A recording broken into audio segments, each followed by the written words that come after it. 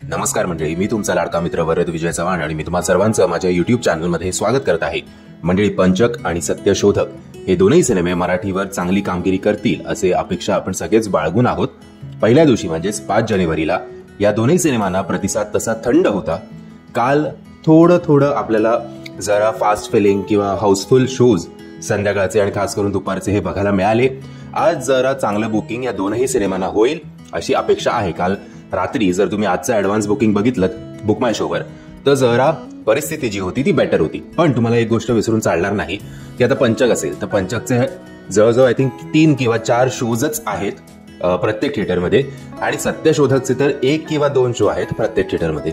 आता या 4 शो पैकी पंचकच्या समजा 2 शो आज हाऊसफुल गेले आणि बाकीच्या 2 शोजना 30-40% बुकिंग झालं तर तुम्हाला दिसताना असं वाटतं अरे शो हाऊसफुल होता आणि कलेक्शन एवढं कमी कसं। बट 2 शो हाऊसफुल होऊन सध्या या दोनही सिनेमांचं जे बजेट आहे जे म्हटलं जातं की 4 ते 5 कोटी रुपये इतकं आहे, हे 2 शो हाऊसफुल होऊन काहीही फरक पडणार नाही। जर आठवडाभर हे समजा 4 पैकी 2-3 शो हाऊसफुल झाले असते किंवा 4 पैकी जर 1 शो जरी हाऊसफुल झाला असता आणि बाकीचे मोर दॅन 50% ऑक्युपन्सीनी चालले असते आठवडाभरात तर काहीतरी फायदा होतो। बट शुक्रवार तर गेला फुकट, अर्धा शनिवार पण एवढं काही खास बुकिंग नव्हतं। जरा नाईट शोला किंवा दुपारच्या शोला बुकिंग होतं आणि समजा आज जरा बुकिंग चांगलं झालं या दोन्ही सिनेमांना, उद्यापासून परत जर ही लाट ओसरली तर या सिनेमाच्या निर्मात्यांना फार काही फायदा होणार नाहीये। आता बघूया की कालचं कलेक्शन अंदाजे जे आले आपल्या समोर ते एक तुम्हाला सांगू इच्छितो की हे कन्फर्म्ड आकडे नाही आहेत, कारण या दोनही सिनेमांचं ट्रेड अनालिस्ट असं कुठेही होत नाहीये। विविध साइट्सनुसार आपण जे फिगर्स समोर येत आहेत ते तुमच्यासमोर मांडण्याचा प्रयत्न करतोय।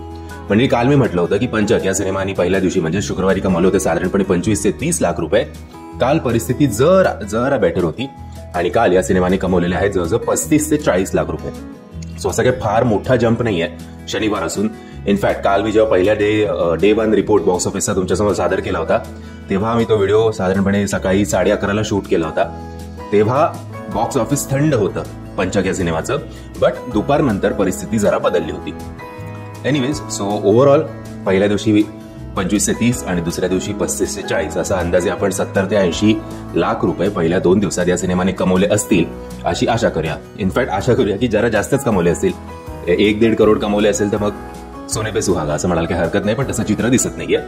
आता येऊया सत्यशोधक या सिनेमाकडे। सत्यशोधकचे शॉकिंग आकडे आपल्या समोर आले।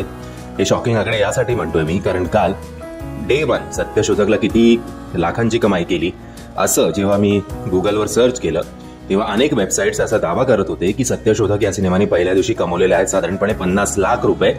बट आज सेम वेबसाईट्स सांगतायत काहीतरी वेगळाच आकडा, आणि तो आकडा असा आहे की पहिल्या दिवशी सत्यशोधक या सिनेमाने कमवले आहेत साधारणपणे 12 ते 15 लाख रुपये। म्हणजे डायरेक्ट 50 लाखांवरनं या वेबसाईट्सनी 12 ते 15 लाख मध्ये स्वतःचा आता फिगर आणलेला आहे। आणि काल जरा परिस्थिती सुधारून सत्यशोधक या सिनेमाने कमवलेले आहेत 15 ते 18 लाख रुपये।